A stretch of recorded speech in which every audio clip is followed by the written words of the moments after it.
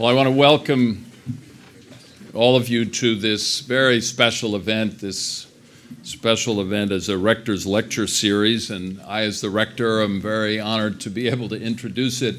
I want to welcome the many ambassadors and members of the Diplomatic Corps who are here with us tonight. There are a number of you, so I won't introduce you, but I want you to know how welcome and how pleased we are here at CEU to have you join us.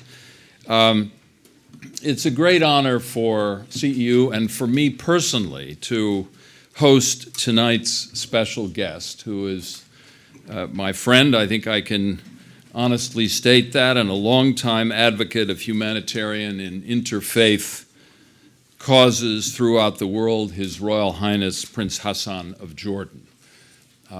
It's a special occasion for us to have someone of his stature here at CEU at a time of tremendous change and opportunity for the very principles that we celebrate every day at CEU, but which are often under various kinds of strain. The principles of open society, the principles of freedom, the principles of self-governance, which are very much actively being pursued throughout North Africa and the Middle East and far beyond.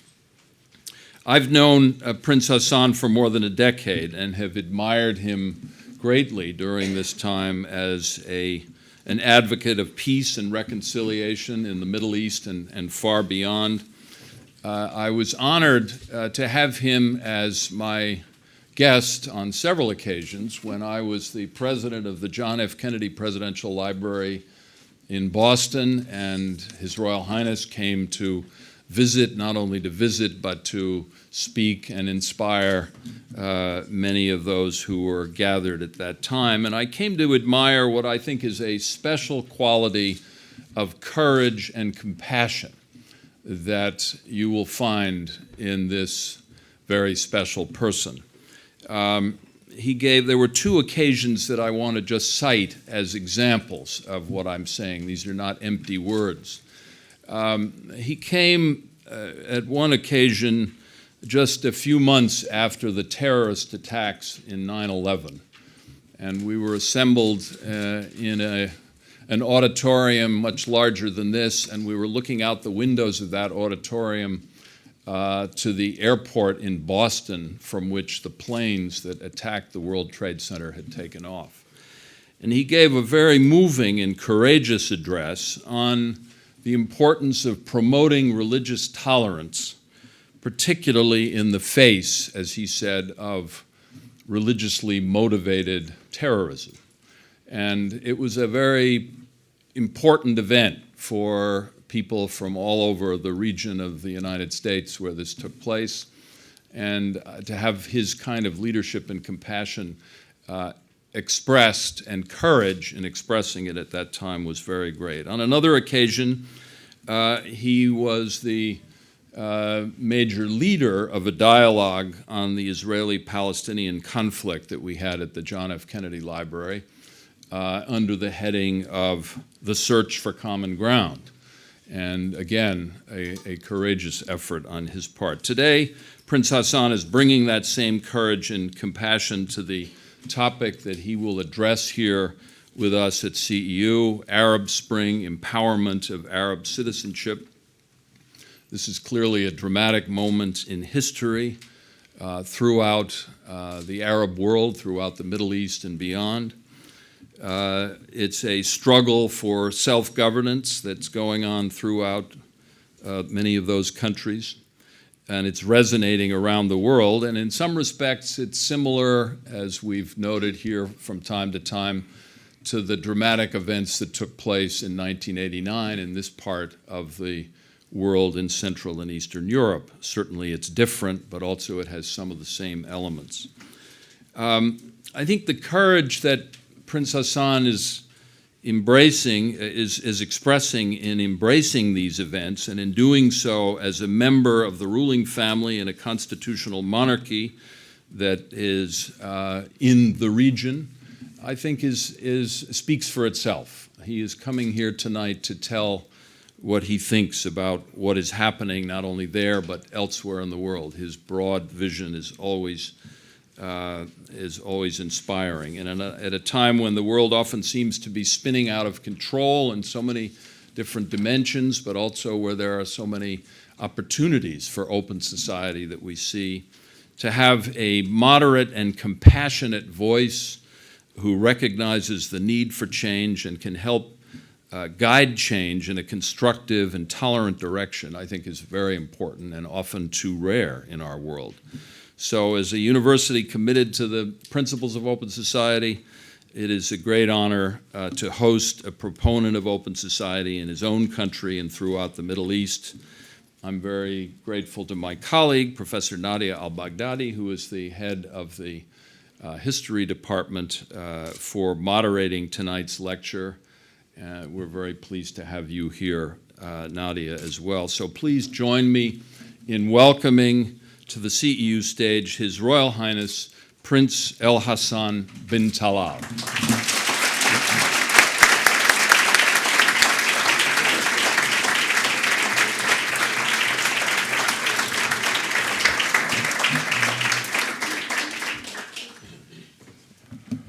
John Shattuck, may I thank you for those more than generous words. I find it very difficult to go around burdened by an accident of birth and having to defend myself in terms of apologizing for the many titles that I've accrued along the way.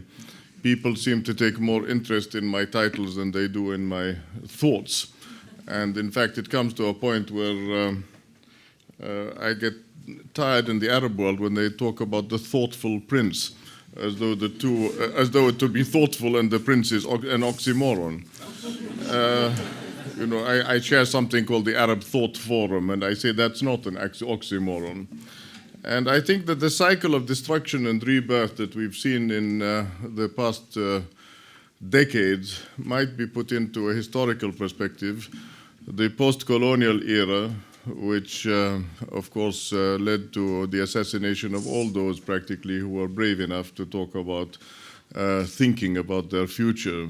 One saw prime ministers from Lebanon, Riyad al-Sulh, God rest his soul, to Iran, Haj Ali Rasmara, to Adnan Menderes in Turkey, to my family in Iraq, not to mention my grandfather in Jerusalem, and many others simply shunted out of the picture in the post-colonial era to be succeeded by the so-called Arab nationalists. I was sitting next to King Hussein and Jamal Abdel Nasser in Cairo when a cable came through to say that lieutenant signals, that's wireless, the army are accused of being generally undiplomatic, but the wireless service sends and receives. So there must have been some sending and receiving, because Lieutenant Gaddafi drove past Wheelers Air Base with 3 decrepit armored cars with the American servicemen waving him on. And I say this not having been one of the people who kowtowed to Gaddafi ever. In fact, the only occasion we met, we had a disagreement. He said to me, "My flag is green because it is the color that will liberate Jerusalem." I said, well, the only occasion I recall the Muslims going into Jerusalem, the Abbasids, and they were carrying a black flag. After that, we never spoke again. But the point that I'm making is that the post-colonial era was largely responsible for this passion for nationalist, or neo-nationalist, if I may put it that way, leadership. Now I suspect that there is a passion for bandwagoning the Jasmine Revolution and I'm talking about Tunisia. The comparison with the Arab Spring came out of the Prague Spring, and as there was no Václav Havel, as there was no civil society movement, I think that the comparison with Tunisia bears further scrutiny. It is obvious that the people themselves, for a change, came out and asked for change. Of course, this change was encouraged to a large extent by the poor governance of decades. Poor governance explains corruption. Poor governance explains the absence of adherence to constitutional perspectives, to free elections, and indeed to the absence of policies or priorities. I don't talk about politics anymore because I've stepped out of Plato's cave, which in a sense makes me more vulnerable and in a sense makes me breathe more easily. I'm just fed up with the establishment in the Arab world, or at least those who are only interested in vested interest, sticky fingers, and a host of other self-promoting devices and exercises, which are really not to my taste nor worth my time.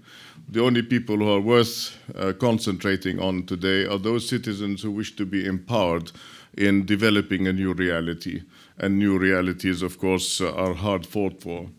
And that's why I'm here in Budapest, having just traveled from Bucharest and before that from Prague, to say that we need initiatives to build on our resourcefulness. I'm not important, you're all not important. In the context of which we're speaking, it is the people out there who are important. And empowering citizens is basically what brought me together with the Commission on the Legal Empowerment of the Poor, chaired by Madeleine Albright. I have a lovely story about Madeleine. Of course, as you know, she is of Czech origin, and I believe the first time she met Václav Havel, he ran up to her, having learnt of her Czech origin, and said, such a great pleasure to meet you, Mrs. Fulbright.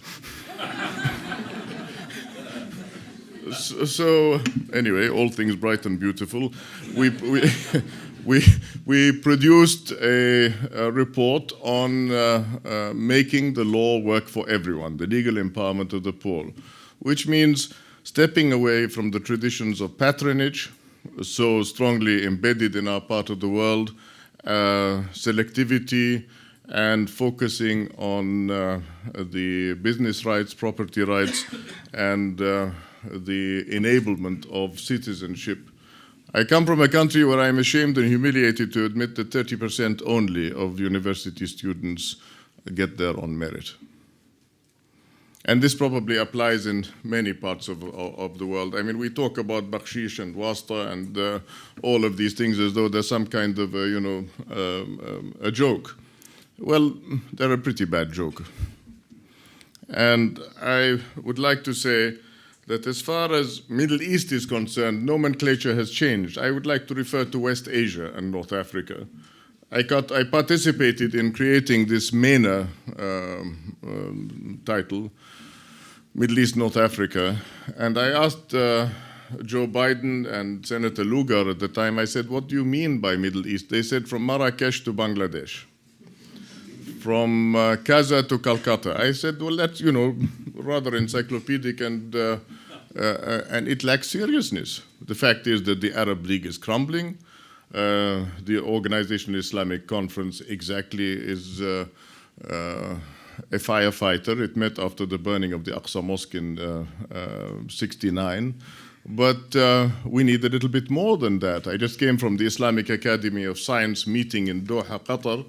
And I want to say that there are 3 prominent American universities in, Arab universities in our environment. The AUB, the University of Petroleum and Mines in Dammam, and KAUS, the King Abdulaziz, the King Abdullah ibn Abdulaziz University of Science. So outsourcing these enormous facilities started with Roberts College, as we know, in Turkey, and has brought a certain discipline to the region. But my quest for developing the West Asia region is largely based on the importance of developing soft security, human security. So if we look at recent developments, much has changed since I visited you last here at CEU, and I wish, along with all the well-wishers, that Yehuda Elkana will be here to talk to us at some stage in the future, although I recognize that he is passing through a difficult time, and I'm sad to miss him here at CEU. I'm delighted to meet you, and I think it's to the credit of whoever arranges these things that such remarkable figures are here today in such a remarkable institution. You are bridge builders in a sense, and I want to say that in terms of change, you came in with a mandate after the walls had fallen. In Egypt, however, a 30-year regime was toppled in 18 days. It was not a process whereby civil society could have been encouraged by the various devices, including Radio Free Europe and everything that went with it, including the allure of the West and everything that went with it, the allure of another ideology and everything that has gone with it up till only a few hours ago when we look at the hope for a bailout package in Brussels, and when we talk about the Occupy Wall Street movement. I had thought that somehow we in the region could have muddled through with the current politico-military actions that have been taking place. I was resigning myself to that in a sense, not that I appreciate the fact that $12 trillion have been spent between 2003 and 2009 or whatever it is, according to the Mumbai-based foresight group that did our forecasting. But I didn't appreciate the fact that only military actions such as the American involvement in Afghanistan, in Iraq, and the questions about their aftermath. I mean, someone, a UN official was saying to me today, oh, well, we'll be withdrawing from Afghanistan in a matter of whatever it is.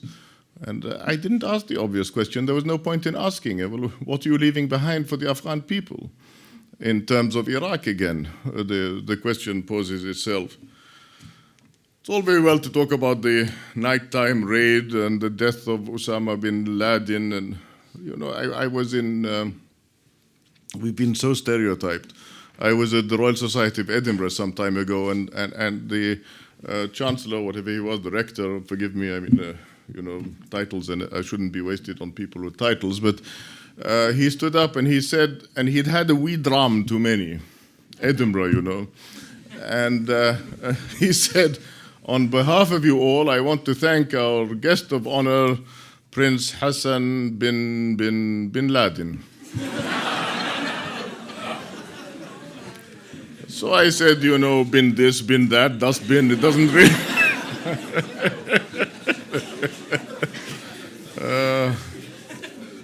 it's all like Mac or Fitz or whatever, depending on which side of the blanket you were born. But as far as the NATO focus on our region is concerned, I see a sort of encroachment gradually developing in the context of the Libya mission. And I would insist on the importance of studying the West Asia, North Africa context, particularly coming from Bucharest, where Black Sea matters, where now the Russians have taken over the Black Sea Commission, and I see that the Black Sea is really an extension of the Eastern Mediterranean. We talk about Syria. Let us remember that the Russians have an interest in Tartus, the Syrian port, that there are 2 Russian submarines in the Eastern Mediterranean. I'm surprised to hear that there is a shared field of gas of interest to Syria, Israel, and Cyprus. I stop there. I don't want to speculate. But war makes strange bedfellows, and oil makes stranger ones. So I would like to suggest to you that in terms of our West Asia region, the stage we are in is a stage of searching for human dignity. I'll get into the Egyptian movement if you are interested in Q&A, but I don't want to start talking about centrifugal and centripetal forces unless you actually provoke me to do that. But another buzzword of the moment is the transition to transition initiative. the T2T, not T for two, but T2T. I want to say the transition is not always easy and rarely is peaceful. I prefer the evolution concept, evolution rather than revolution. But of course, there should be some markers for evolution, trusted faces, some form of a social contract, some sort of reliability and responsiveness in terms of leadership. However, today in our region, as in many regions of the world, we have resource divides, we have human and physical resource divides, we have digital divides, and the term conservative is even suspicious. I mean, today the Tunisians were doing their best to explain that yes, we may have conservative leadership, but Sharia does not mean that we're going to chop off various parts of our anatomy in terms of, or anybody else's anatomy for that matter. You know, it's almost like blaming the Code Napoleonique for having used the guillotine. In 59 countries, as Fred Halliday used to say, Muslim countries, you can't say that this is not a heterogeneous community, not to mention the Muslims living abroad. But what does T2T come up with? The Deauville Summit. And the Deauville Summit has an agenda to bring small and medium enterprises into the region, post-haste. Now, of course, we express our appreciation on the one side because this initiative actually should have been taken from the wealthy countries in the region, in my view. The wealthy countries in the region have sovereign wealth funds of over $3 trillion, most of which are outside the region. Many of which actually work with initiatives such as Islamic banking, Islamic reinsurance, Islamic foundations. And my concern is that nobody says Sharia there simply because these banks seem to be working well, even in the debt crisis. Nobody is criticizing Islamic banking. Why is that? Is it just because the money is in the bank, so to speak?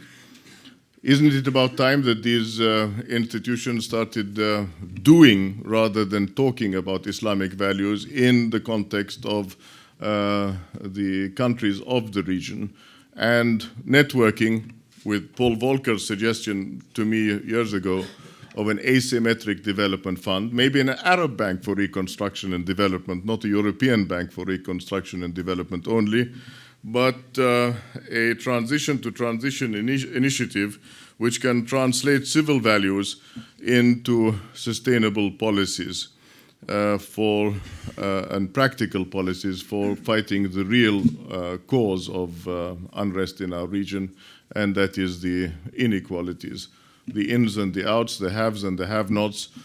If you read Loretta Napoleoni's fascinating book recently on terror and the economy, we're told that 2/3 of the world's economy is in the field of the black economy. Money laundering, drug smuggling. And my fear is that if we look at the prospects of our region, that any initiative that allows this region to develop an authentic partnership with other regions of the world should be encouraged. Now, of course, I'm speaking regionally about regional commons, but in reality, we have Turkey, Iran, Israel, and the United States, who are strong countries, either in the region or with strong interest in the region. And we Arabs, as I say everywhere, I'm ashamed and sorry to say, don't need enemies because we're doing a damn good job of it ourselves. So unless and until some kind of institutional capacity is developed in the region, which is apolitical in a sense, but which promotes policies of change, I don't see how we can break out of the issue. I put it politely by saying the trust factor, the trust in leadership and so forth. Today, I think it has to be a trust in institutions, a trust in building self-reliance. I've been calling for supranational mechanisms to address transport challenges for years, and particularly a water and energy community for the human environment. As I was saying to Yossi Beilin just a few months ago, I mean, when I say Yossi Beilin, the Israelis say, well, he's no longer involved. I think we're all involved in matters of war and peace. And, those of us who are involved in Oslo and bilateral talks may have dust and ashes in our mouths at the present time, but at the same time, that doesn't mean that we don't care. And he and many others, I won't say of the same persuasion because that's patronizing, judgmental, but many in the region, Israelis and Arabs, feel that activism for peace is essential in the context of a supranational development. You had water and energy, Monet and Schuman. Why can't we have coal and steel? Why can't we have water and energy? Water and energy for the human environment means that we need a knowledge base for our region. Would you believe that our West Asian region does not have a knowledge base? There's what do they call it? Data, informatics, but no knowledge yet. So when we take the initiative of developing a Blue Peace project, which is now bound and circulated to those who are interested, followed by a call for a regional water council, I'm not saying avoid negotiations tomorrow with Israel, but the fact is that there's been this long-standing issue of putting the cart before the horse. Do you have bilateral negotiations and then multilateral talks, or do you have a multilateral approach which develops an environmental responsibility to both the human beings and, in this context, the uprooted are refugees, not only Palestinian, but Iraqi, Syrian, Libyan, if you will. Up to 1 million people went into southern Tunis. And the whole security issue depends on understanding that with a knowledge base, we can develop a scenario for the next 10 years of where we might be if we continue with business as usual. The gross absence of focus on education and access to information or mutually intelligible knowledge brings me to the point that I wanted to discuss with the university, and that is interdisciplinary and intercollegiate research and development, which I think are key. In many global tables of GERD, gross expenditure on R&D, the Middle East does not even appear. So we're a black hole region in that sense as well. A region which, as I said, has spent over, forgive me, I said billion, $8 trillion according to the Strategic Foresight Group between 2001 and 2003, $8 trillion, in which there have been opportunities lost to the value of $12 trillion. We could have improved the per capita income of everybody, Israeli, Iraqi, Turk, whoever it was. At the same time, according to the UNESCO Science Report 2010, China, EU, Japan, Russian Federation, and the US represent only a third of the world's population, but together they have 3/4 of the world's researchers and spend 3/4 of total world expenditure on R&D. So I don't know what the 7th billionth baby, the 7 billionth baby is, who was announced today, is going to look forward to, but I would think on this bleak reality, not very much. I would emphasize the importance of youth by saying that youth represent a commitment to overriding goals. The common denominator between the Jasmine Revolution and Iraq fascinated me when we had eyewitness participation in the WANA Forum, the West Asia North Africa Forum. The medical doctor who stood up after the Tahrir Square, 17 days of hell in Tahrir Square, treated everybody without discrimination. She had around her neck a cross and a crescent. And she said, I am basically an Egyptian patriot. And I hope this will be understood as I visit the Coptic church tomorrow, that I just want to pay my respects once again to the fact that I am an Arab. And in that context, I believe that a Jew, a Christian, or a Muslim should be recognized in terms of their shared heritage and their shared thought, expressed in the Arabic language.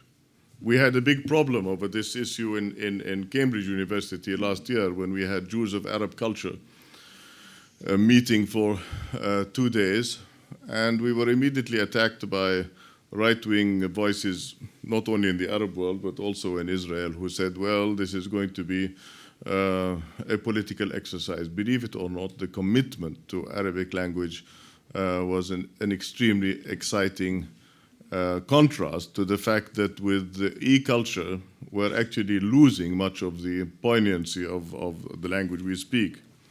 So in terms of recent tech meetings, I am delighted to be twittering along with the best of them, or the worst of them.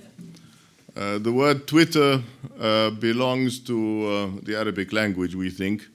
For those of you who saw my great, what was it, my fat Greek wedding, that wonderful story, he said everything is Greek, if you recall. I don't have my Windolene with me, but I just want to say that I think everything is Arabic of origin, including Twitter, which comes from tawattur.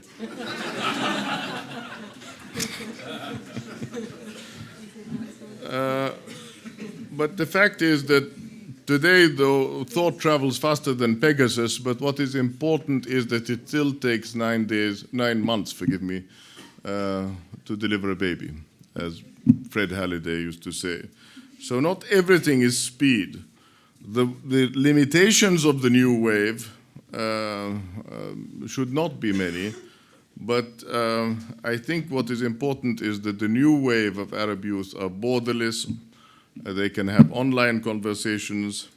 They are so far, I think, offsetting the region's political, religious, social, and cultural balkanization. However, if the agendas of the region end up getting mixed up with the agendas of confrontation, the war on terror, for example, then it may be that those very same authoritarian leaders who found their support in upping the expenditure on weapons and security services will focus on cracking down again on free expression. And this is what I find so worrying. I go back to the Somoza era, when people used to say, well, he may be a son of a bitch, but he's our son of a bitch.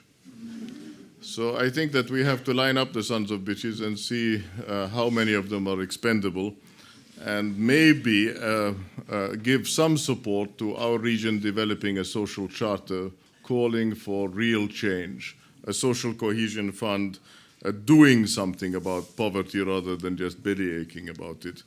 And I would suggest that in terms of localized grievances and the social contract breaking down, this can only be addressed in terms of moving to a real Maghreb cooperation, a real GCC cooperation with the hinterland countries.